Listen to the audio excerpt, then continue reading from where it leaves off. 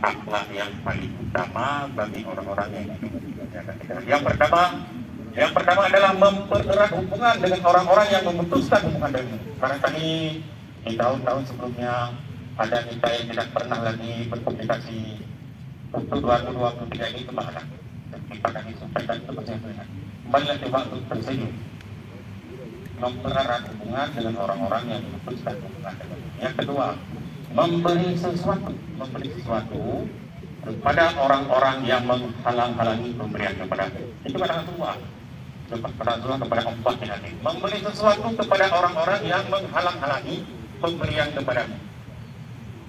Dan yang ketiga, kata Rasulullah ini, memberi maaf kepada orang-orang yang menganiaya diri kamu. Mungkin ada yang merasa dianiaya, ada yang merasa dihambat, atau ada yang merasa dizalimi. Hari ini coba kita maafkan. Kita coba maafkan, kita lupakan lembaran-lembar lama. Kita buka lembaran ke depan yang mari kita buka kata maaf itu